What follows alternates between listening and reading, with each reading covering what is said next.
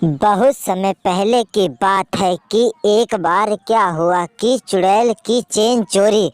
दो chain snatcher आए और चुड़ैल के पास कहने लगे, अरे वाह चुड़ैल, तो आज चेन बहुत ही अच्छी पहन रखी है।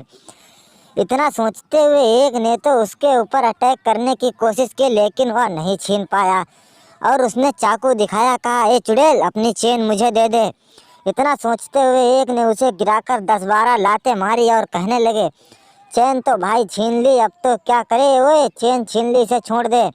इतना सोचते हुए चुड़ैल बेचारी कहने लगी, मुझे छोड़ दो, मेरी चैन मेरे वापस दे दो। यह सोचते हुए उन्होंने कहा, नहीं नहीं, तुम्हें कुछ नहीं मिलेगा। इतना सोचते हुए दोनों ने चाकू दिखाते हुए वहाँ से दोनों भाग गए।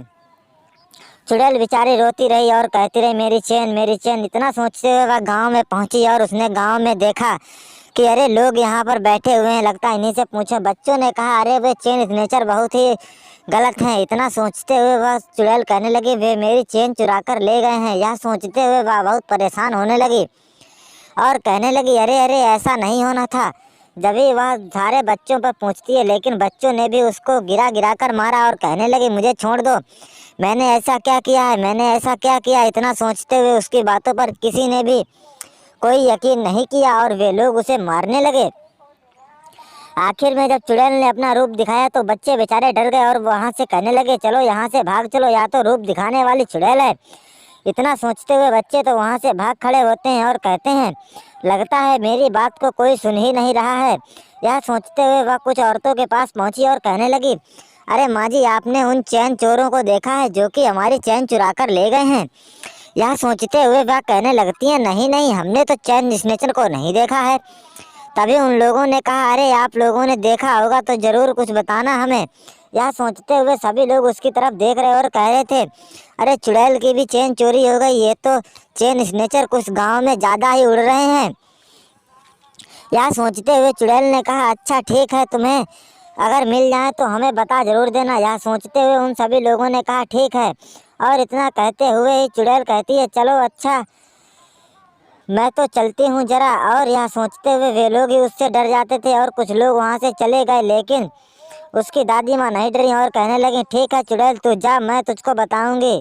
इतना सोचते हुए उसकी दादी माँ भी चली जाती हैं और वह कुछ लोगों के घर में गई तो वहाँ देखा उसी में का एक लड़का मिला और कहने लगी, वो उसको मारने लगती है। उसका पिता कहता है, इसे क्यों मार रही हो, इसे क्यों मार रही हो। तभी वह कहने लगता है, इसने मेरी चैन चुराई है और यहाँ छुप कर बैठा हुआ है। इतना सोचते हुए सेठ ने कहा, हाँ हाँ, ये मेरे पास चेन लेकर तो आया है, ये देखो जो मैंने गले में पहन रखी है। यह सोचते हुए वह कहने लगा, हाँ हाँ, यह मेरी ही चेन है। इतना सोचते हुए कहने लगता है, देखिए, आप अपने बेटे से कहिए कि हमारी चेन हमें वापस कर दे, नहीं तो मैं इसको नहीं छोड़ूंगी। इतना सोचते हुए उन लोगों ने कहा, वह कुछ सुन ही नहीं रहा था और वह सोच रहा था, अरे अरे, ये क्या हो रहा है।